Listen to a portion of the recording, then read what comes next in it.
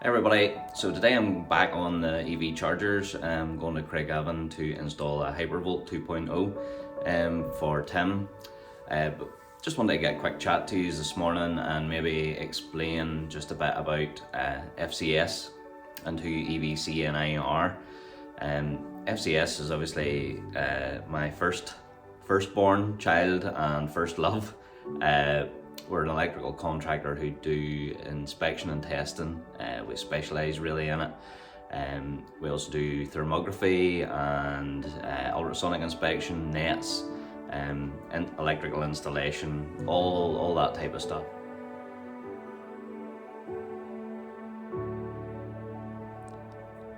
Hey everyone, so I've arrived in Craigavon, or Banbridge, just outside Craigavon now to install Hypervolt.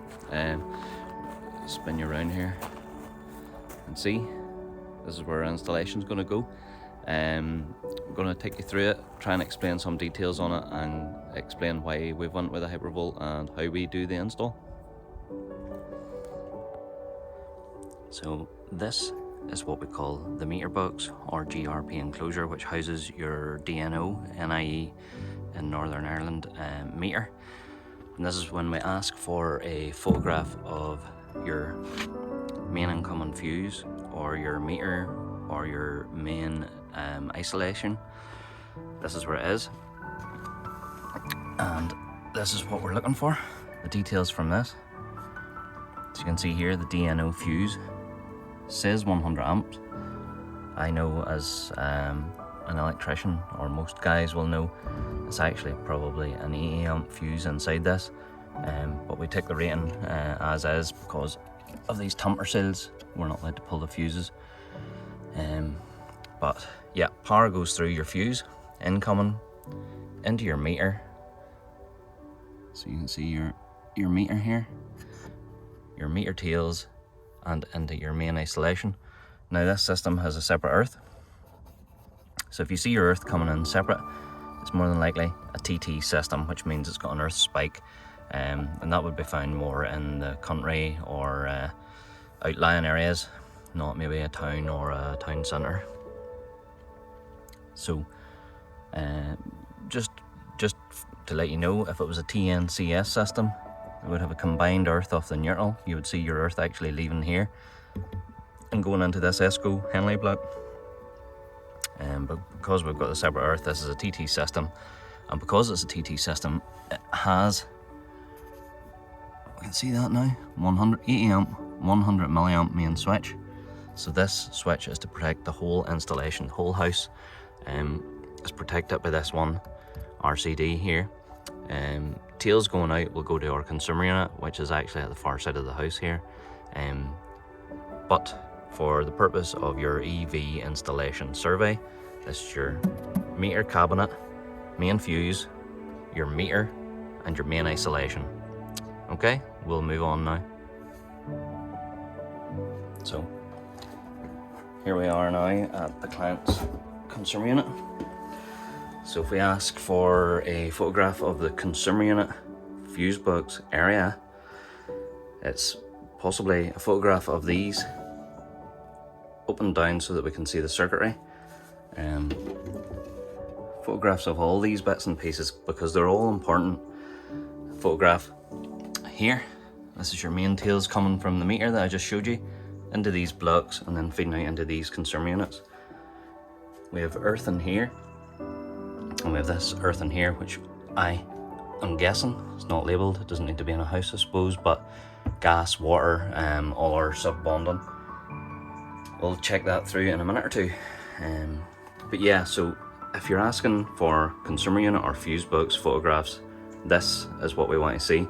Probably up close here, up close here, up close here, shower, and the likes of this. And I'll tell you why. It's because here we have a garage supply and we've got office. So we have two large supplies.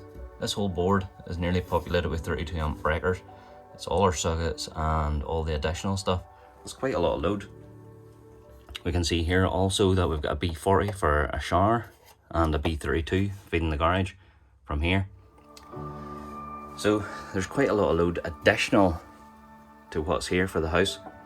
So this is where your load management comes in, and fitting a CT onto this cable incoming from your meter. This is the place to do it, not here where it's only judging the load of this board, not here where it's only really getting this stuff. It has to go at source, so it's the cable coming in from your meter is where we'll be putting the CT, and it will find out the load, or it'll read the load from the whole installation and manage your load for your EV charger via that. Okay, we'll move on and have a look then. Okay, the next thing we ask for is a photograph of your off-street parking. So we can see customer has a garage here, a large drive. What we would like is a photograph of this where we can see clearly that this is off-road, this is private land, and maybe a little box drew here to say that's where we want the charger. Also, which would be great, which it doesn't really ask for normally, is I know that the consumer unit is in this cupboard, EV charger here. So a couple of photographs just showing me the route between the two, or the distance between the two, would be excellent. The meter cupboard on this house is actually at the diagonally far side. So it's information like that that helps us build a price without having to come out and see you.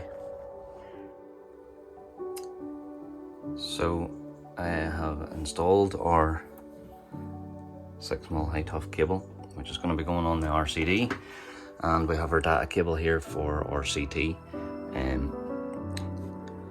Main ESCO's Henley blocks here. We're going to run some tails in between these boards and mount our new RCD unit here for the EV charger.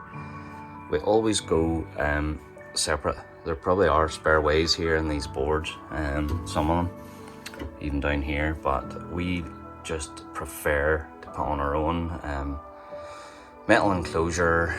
These are PVC. It's not to say that they're wrong, but we just like to stay separate. It means that we haven't touched the boards, we haven't been into these, or can't be blamed for any wiring issues or problems down the line. So we're going to bring some tails from here over into our RCD enclosure here, and then out to our EV charger.